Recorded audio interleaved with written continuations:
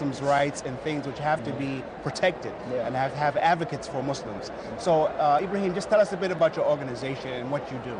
Well, we were formed in 1994.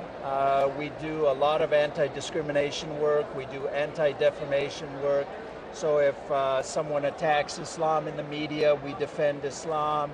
If somebody is discriminated against and has their rights violated as a Muslim in America, we defend that person.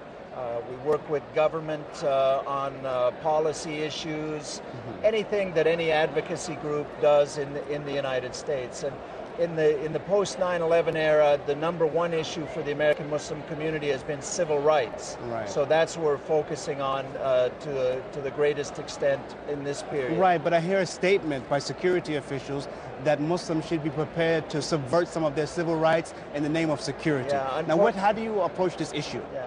Unfortunately, that's a trend now that people want Muslims in America to give up their rights in order to make others feel more secure. And it's our position that even if Muslims were to give up their rights, that wouldn't make anybody any more secure. You just have Muslims with fewer rights.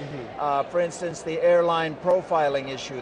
Some have suggested even having different lines at security for airports, one for Muslims and one for But I see people in some of other airports, if you have an Arabic or Islamic sounding name, some places you get a certain boarding card, you know? That isn't acknowledged as official now, but we get increasing reports of that kind of thing. But there are those who are asking that it be made official, that if you're Muslim, you go in a different line, and it's a very disturbing trend. And unfortunately, what's happening now is politicians are seizing on the issue, trying to gain votes, trying to get elected by scaring the American public with Middle Eastern people, with Muslims, all these kinds of things. So it's a disturbing trend. Yeah, and I see recently in the news here, I mean, and I'm amazed by listening to the talk radio, that it's open season on Muslims and Islam. Talk radio is one of the greatest sources of anti-Muslim hate right now.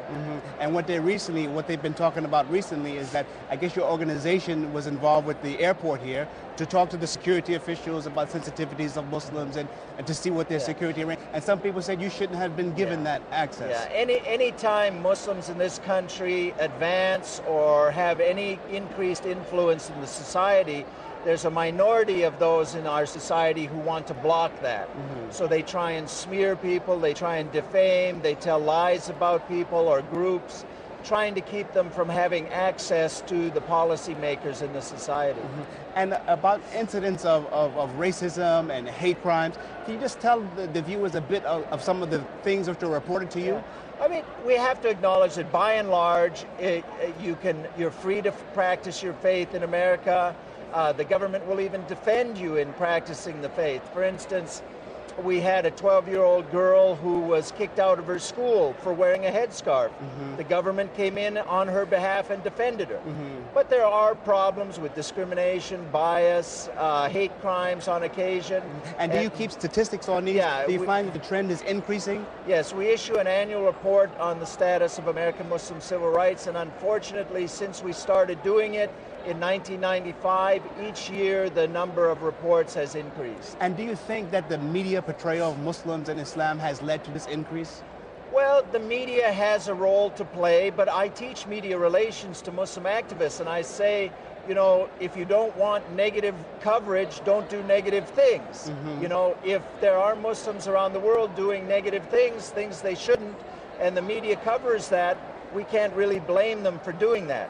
But they do have an obligation to show that these kinds of actions are the fringe elements and not the mainstream.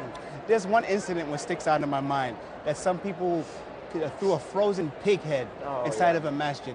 Can you tell me a bit about that, and what was the disposition of those cases? Because I hear about the incident and it took place, but I never hear about what happened to the people who did that.